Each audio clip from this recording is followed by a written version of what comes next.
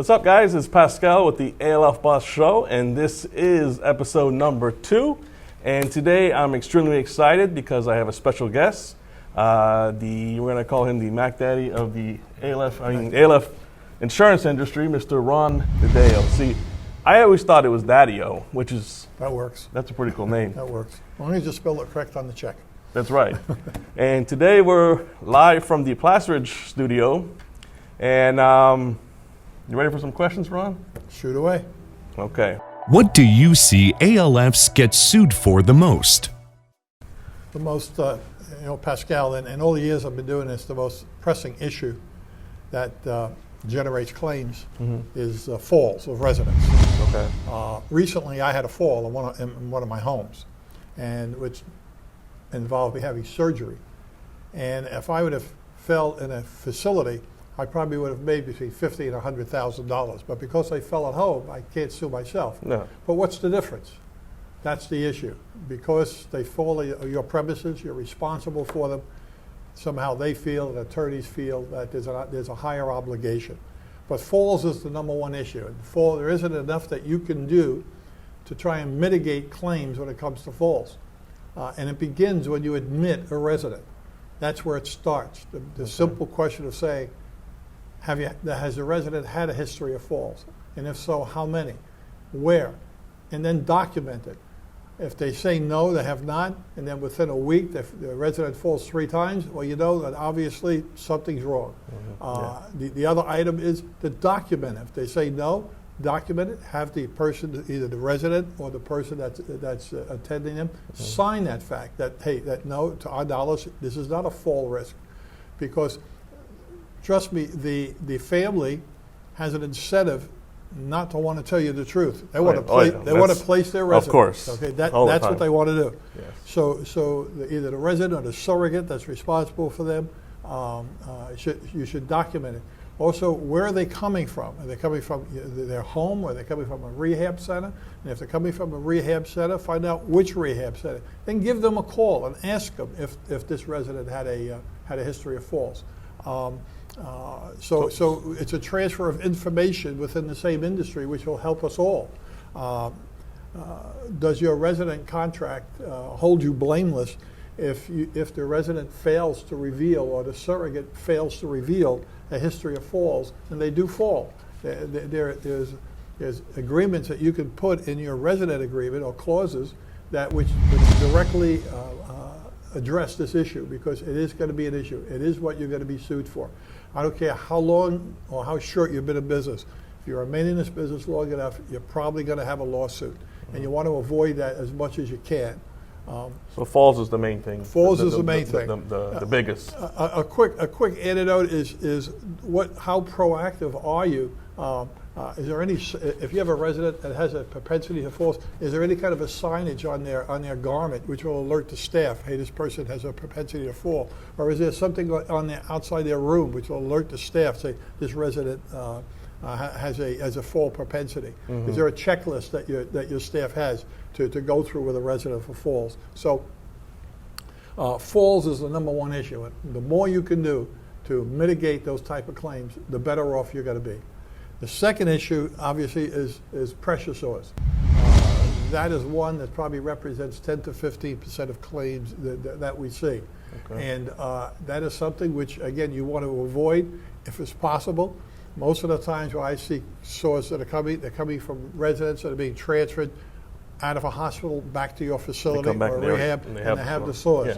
Yeah. There isn't much you can do about that other than having the proper person who's licensed to deal with decubitus ulcers taking care and treat these type of ailments and injuries. Gotcha. So that's the 2 things you need to be concerned about regarding claims.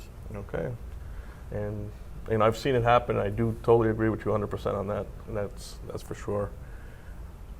So let's go to question number 2. Does my AHCA survey play a role in deciding my insurance rate? In doing this for 25 years, I've seen a shift in AHCA surveys. When I say shift, the minute detail that they're penalizing facilities for and fining them for. Up to 5 years ago, it was almost rare when you saw a fine. You had to be a very egregious complaint or tag. Today, you can get a fine for simply failing to do a background check.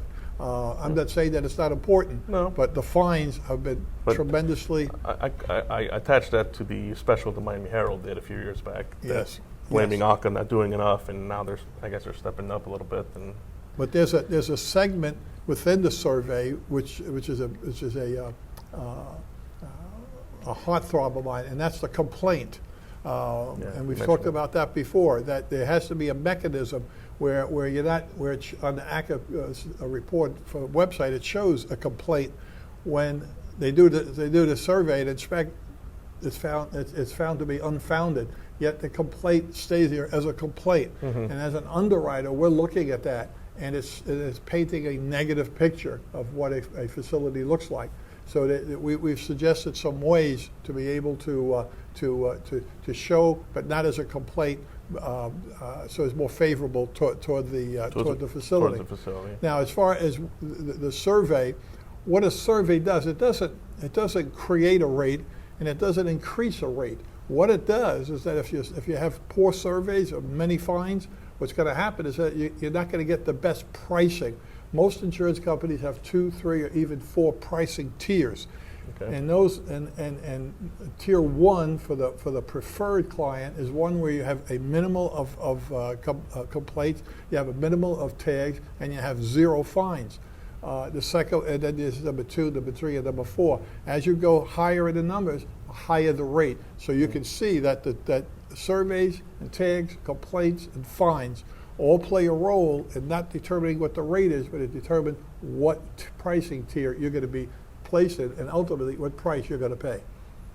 And I've never agreed with how they write those things up. If you read it, it looks like it's a disaster. When it's something, it might not be something that serious, but the wording in that paper, in those reports is, You have to read from the bottom up to get what they're trying to tell you. And still, if you weren't at that time, you weren't at the facility, and you read that report, it looks like, oh my gosh, what the hell's going on at this facility? Exactly. Exactly. So. All right, so I guess that answers that question. You ready for the next one? Let's go. All right. How much coverage should I have for my facility? Well, I'm going to give you a smart aleck answer. Give me the best answer you got for this. $1 more than you're going to get sued for. Okay. Now the question should be, what is it? How much do I need to carry in the event of a claim? Let me give you some numbers. Back in 2002, 2003, tort reform was passed in the state of Florida. And one of the things that came out of that was we were offering low limits of liability, $50,000, $200,000. And for years, we had a minimal of claims. I mean, you would go months and months and months without a claim at all. Yeah.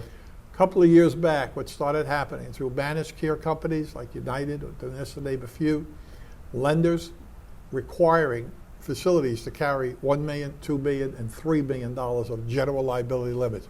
What that does is place a big target on your back. Now, someone may say to me, well, what can I do if I'm with a lender and they're saying you got to carry $1 million or $2 million, and I want that lender? Well, then understand you're going to pay, number one, more money, and number two, you're going to have a bigger target on your back. Number three, your insurance information is available online because it's public information. Anyone can go to an AHCA website and find out how much insurance coverage any particular facility has. So we with the auspices of FALA, are working right now diligently, and with the Department of Insurance, on tort reform. We're probably months away from being able to present our material, but we're not sitting idly by. We're trying to do something. But limits is something that you have to be comfortable with. If you have a lender and they're not requiring you to carry the high limits, and you want to carry a lower limit, and you're comfortable with that, fine, then go with that. If you want the higher limit, it's an individual choice. But understand that essentially attorneys are going to sue you for the limit you're carrying. Correct. That's what they're going to do. And 2 points I want to make on that. You mentioned the plans asking for $1 million coverage, $1 million worth of coverage. A lot of facilities you don't know, but your long-term care plans, and I confirm this, if you go and look at those contracts that you sign with the Simply's and Florida Community Care and Humana and Sunshine, those contracts you sign do state that you need to carry $1 million in coverage. So I did reach out to those companies. They informed me that you can change it to the amount that you feel comfortable with. That's what they instructed me.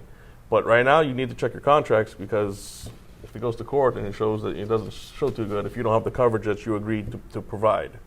There was something else too, I thought. To go back on the coverage, I took the core training years ago, and our instructor, he told us, carry the less as possible and you won't get sued. That was the suggestion that he gave us. So, all right, we covered that one. So we're moving right along. So let's go on to the next one. What are some things I can do to prevent lawsuits? As I said before, there isn't any one thing that you can do to prevent a lawsuit. You can do everything right, you can have a lawsuit. Doesn't necessarily mean that it's going to get paid. It doesn't mean it's going to be valid. But there are some things you can do. I'm going to repeat myself again regarding falls.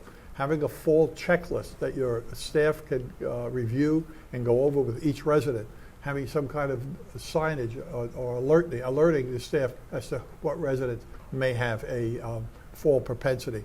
The other one is additional questions asking residents that are being admitted. Where have you resided previously? Any elopement history? And document that, check on that, call those facilities back and see what kind of experience they've had with the resident.